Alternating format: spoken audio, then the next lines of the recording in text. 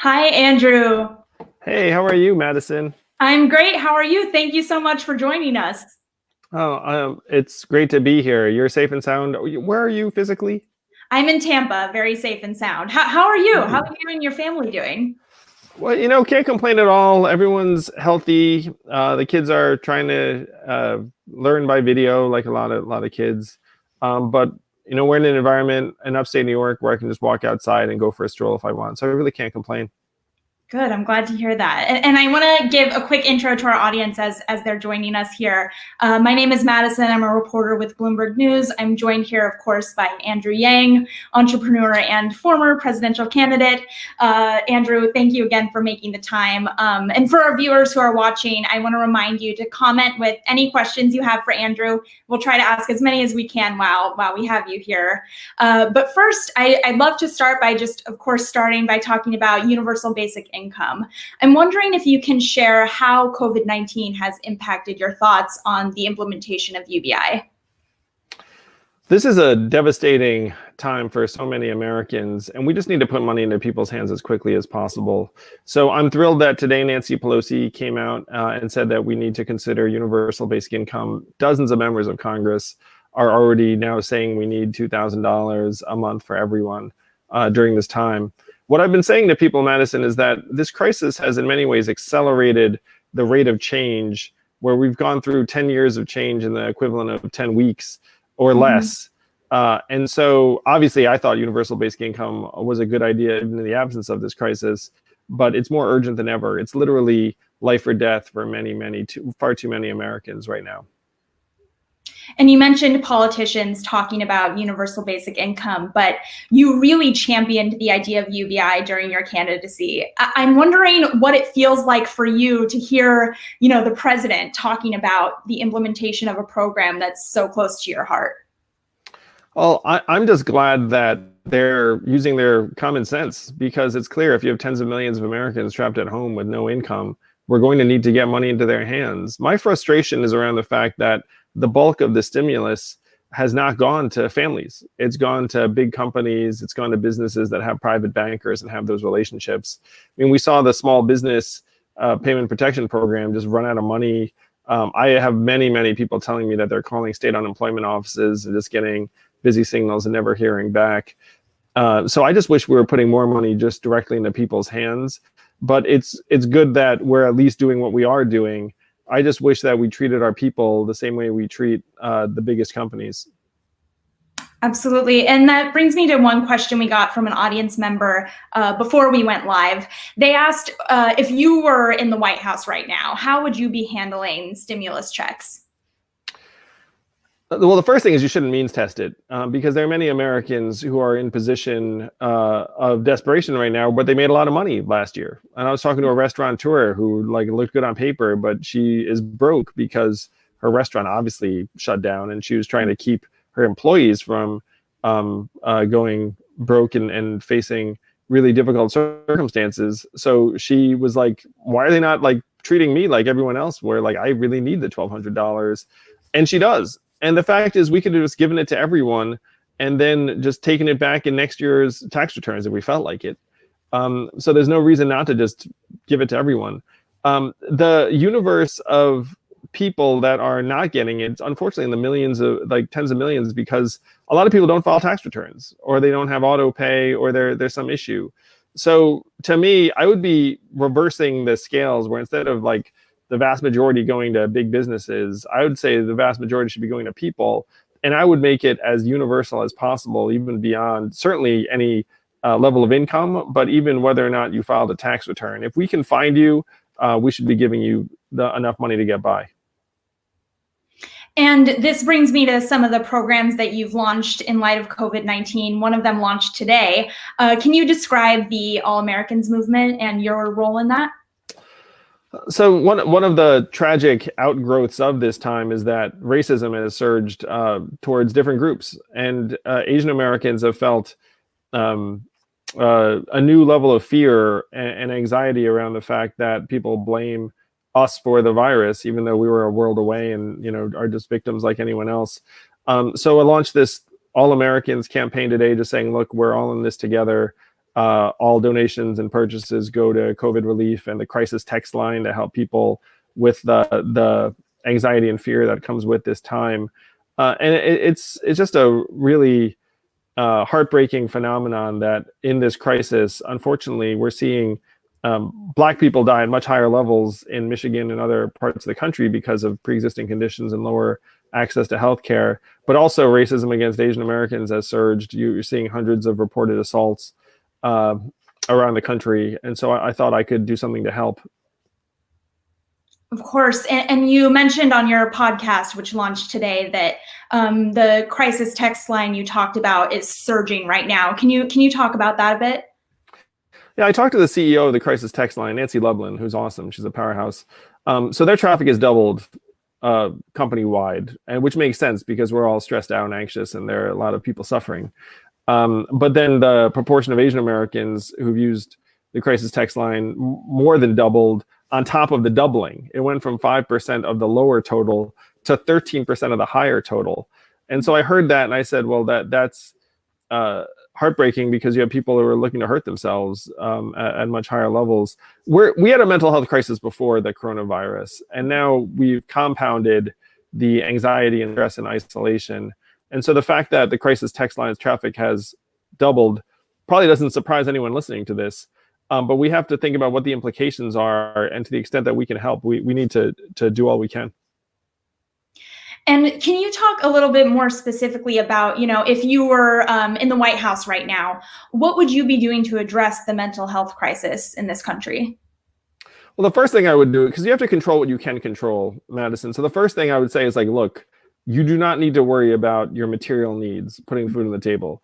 We're going to distribute money to everyone, and you don't even need to pay your bills. Your credit card company, your landlord, the oil company can just send us, the government, your bill, and we'll pay them for the duration of the crisis.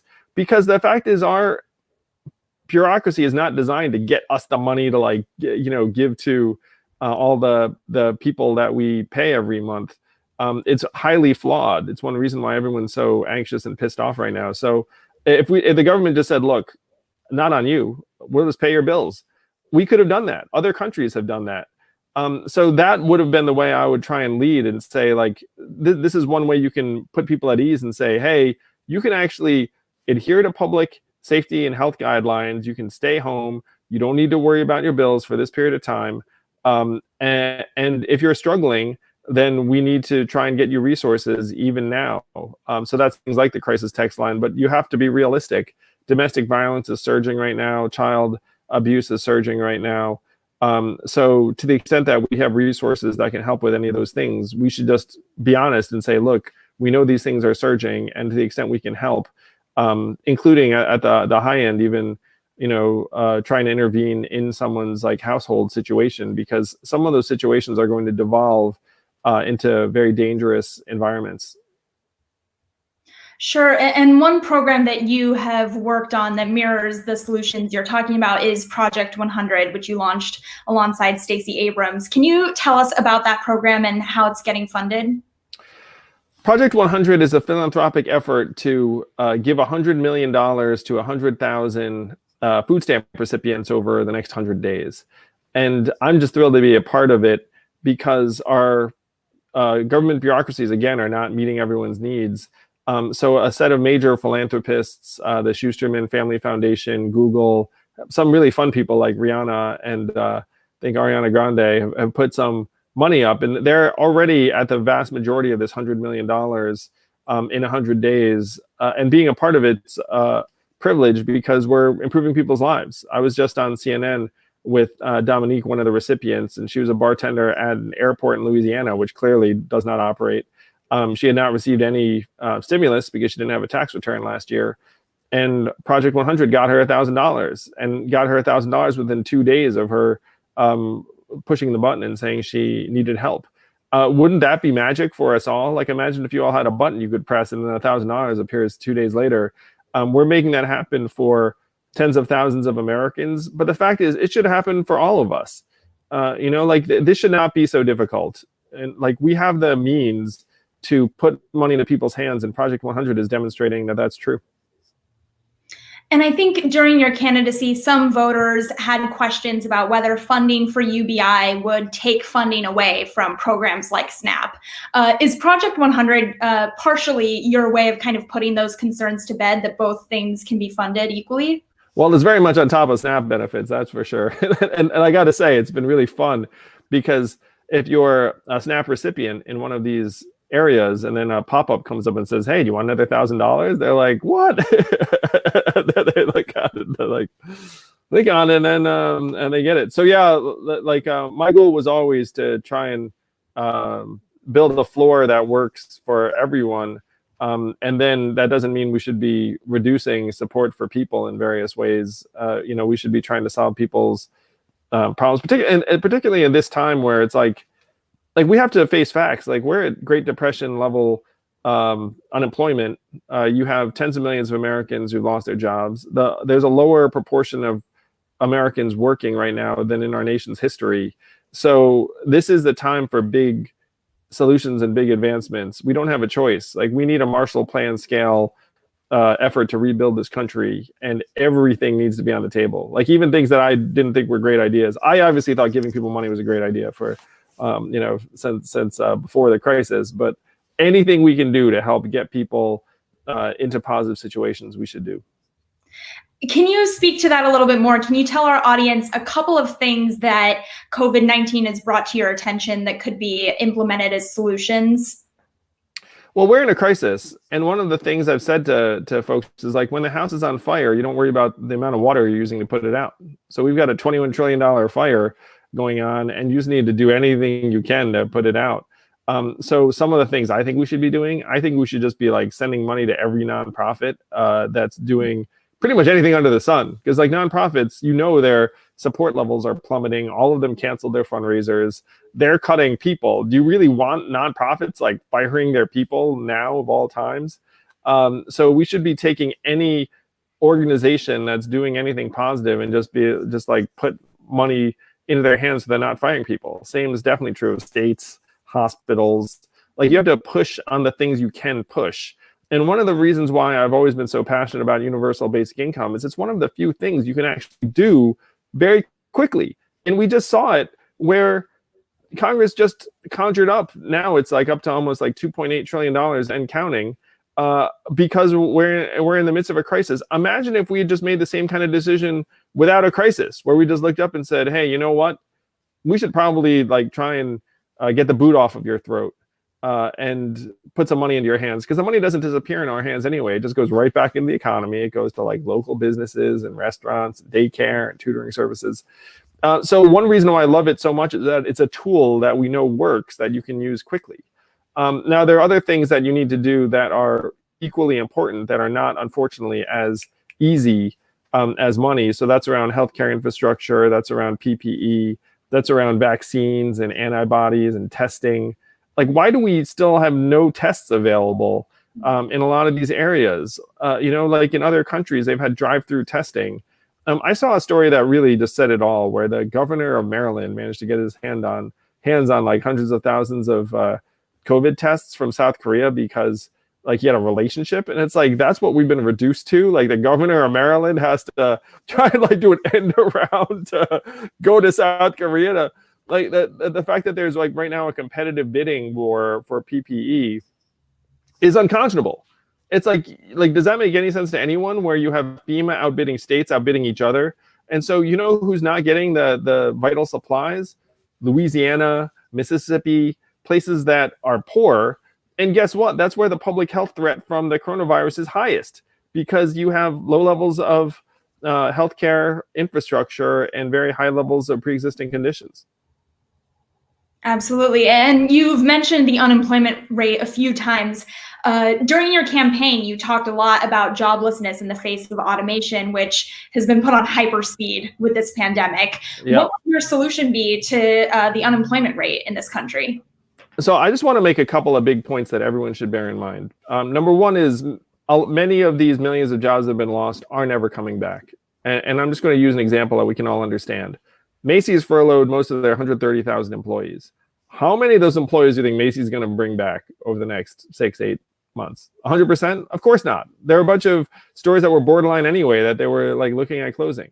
The big company CEOs are completely investing in automation and software to try and get things done without as many people. I know this in part because they're like telling friends of mine that that's exactly what they're doing. I mean, they're not going to come out and say, being like, hey, I'm going to take advantage of this crisis to like automate my processes. But that is exactly what they are doing. So we have to face facts. This economy is not going to be like a rubber band that snaps into place. Many of these jobs are gone for good. So now you have this nation rebuilding question of like, how the heck do you employ all these people? This is where putting money into our hands comes in. This is where putting money into small businesses, into nonprofits, and into giant public works, into infrastructure, into sustainable development, into a healthcare workforce. We're hundreds of thousands of workers short on people who can even do testing. So we need to hire as many people as we need. And so if you imagine there's like this giant hole, like now it's going to be up to us to fill it. And the government should be doing everything in its power to help other people have the resources they need to hire, but then in some cases actually hire people for tasks that are necessary. Absolutely. And I want to go to some audience questions. We're getting great questions in, so thank you all for commenting. One audience member asks, what do you think the new normal will look like after the pandemic? So I try and avoid the new normal in part because so we had, I guess you'd call what happened pre-pandemic as like normal, let's say. And then there's this sense that the pandemic is going to push us one way and then we're going to somehow snap the other way and that will be the new normal. It's like the way a lot of us think. The truth is that there's like tremendous havoc being wreaked on individuals, families, businesses, organizations around the country. And the new normal in the absence of any massive intervention on our part is just less functional, more damaged, less entrepreneurial, less robust. It's just a wreck. Like if you ask me, what do you think the new normal will look like in the absence of massive intervention, the new normal will be like a shambles, frankly. And so the question is, how do you prevent that from being what we are faced with? That is, to me, why you need a massive Marshall Plan scale initiative. And like it or not, the only entity that has the resources necessary to do that kind of work at that scale is the federal government. So when you ask me what does the new normal look like, it's a wreck, it's a mess, it's a shambles, unless we put literally trillions of dollars to work trying to make it something better. And do you think the implementation of a VAT tax would still be your recommendation, even moving past the COVID-19 pandemic? Well, we need to get resources into our hands. And if you have companies hastening automation, which you do have, so let's say I'm a company and I replace thousands of call center workers with software. Now, the call center workers used to pay taxes. The software does not. And you have the biggest, most successful companies of our age, Amazon, Netflix, Starbucks, literally paying zero in corporate taxes right now because the corporate income tax is really easy to game. So the question is, they just move it to Ireland, especially if they're multinational. They say like nothing to see here. So you need a mechanism where we get some of those gains. And my proposal was a value-added tax, which would get those gains. I think that would be a very effective way. That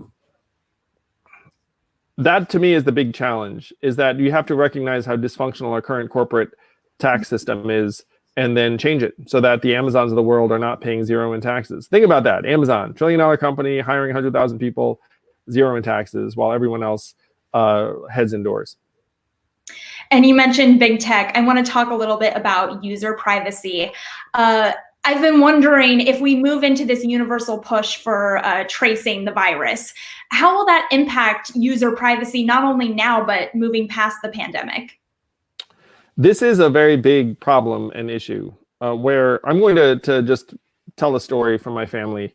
Sure. A cousin of mine landed in China a number of weeks ago, and she was then tested at the airport, escorted to her apartment, A monitor was put on her apartment. She was told to stay there for 2 weeks, and then a government employee came every day to check on her, make sure she hadn't gone anywhere, and take her temperature.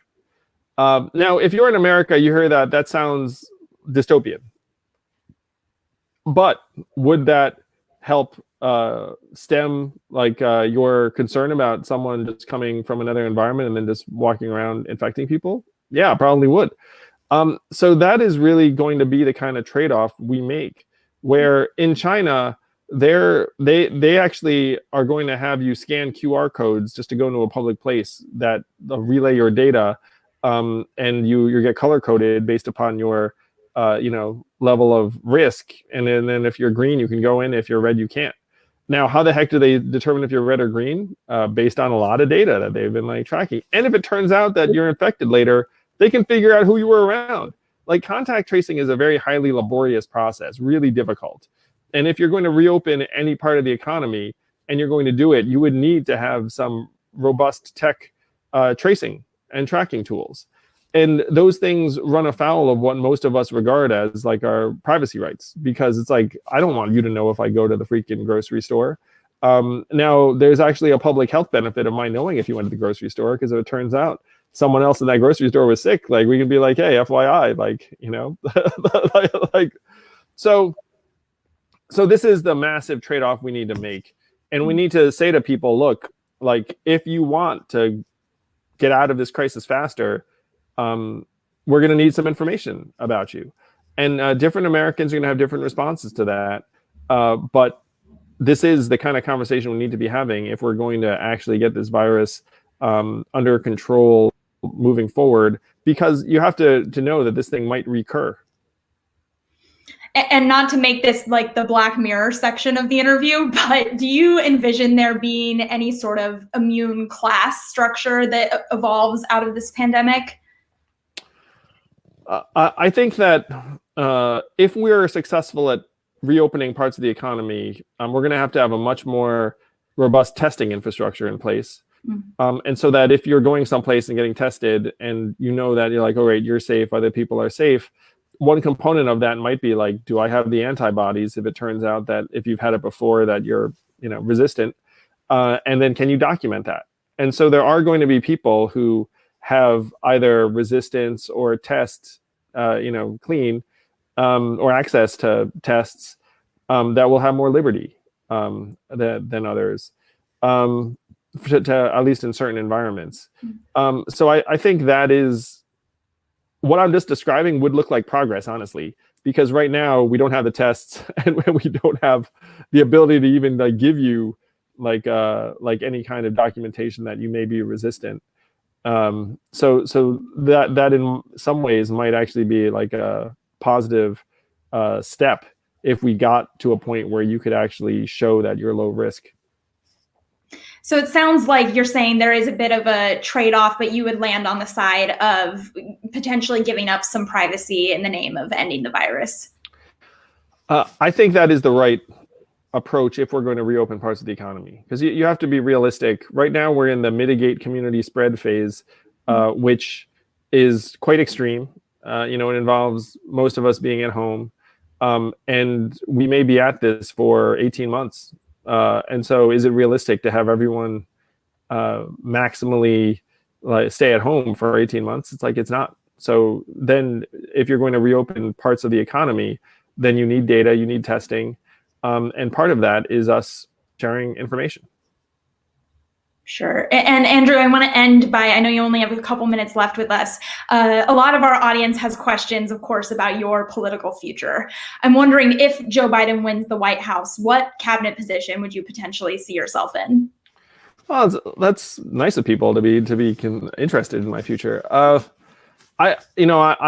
think Trump's a disaster. I'm very eager to help Joe win the White House, and when Joe wins, if he taps me for a high impact position in his administration, I'd obviously be very open to it. I'm passionate about many issues that I ran on. One's obviously universal basic income, but another one is the impact of technology on our way of life. I think that our government has been decades behind the curve on many technology issues. and that's gone from inconvenient to disastrous over time. And if there's something I can do to help accelerate our government, I would give that sort of role a very, very long look. And you've also hinted at running for mayor of New York City. If you choose to follow through with that, you'd be inheriting a very different New York after this crisis. What would your plan potentially look like to revitalize the city? New York is going to have a very, very deep hole to dig out of, and it hurts me because I love New York. And in terms of what we need to do, I mean, again, you have to try and reopen parts of the economy. And to do that, you need tests, you need consumer confidence.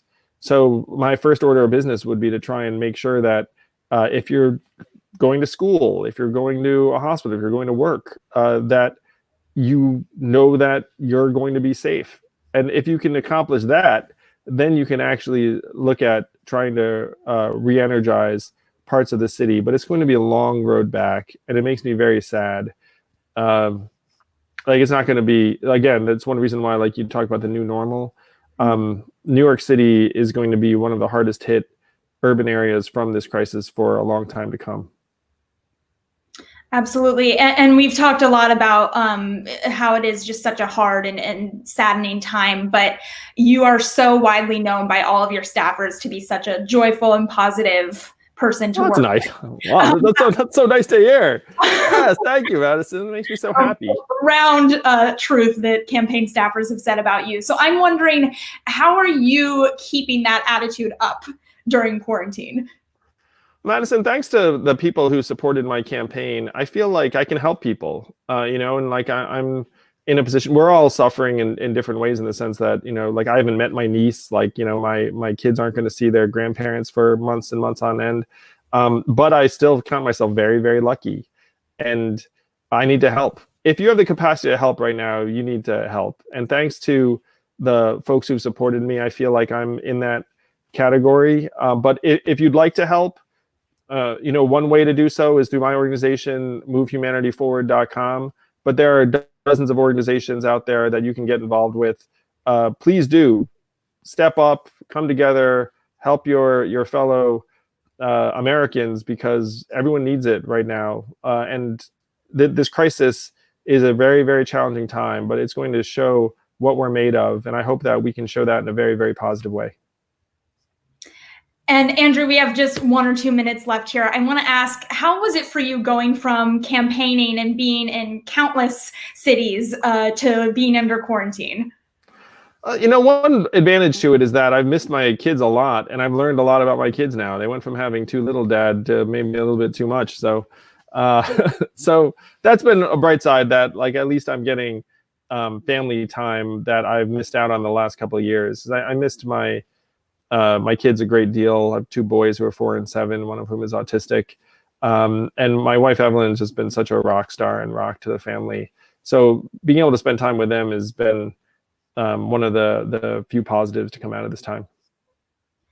And I also just wanted to ask you about homeschooling. I'm wondering if you think enough is being done to help parents who are having to homeschool children of varying neurological abilities during this quarantine.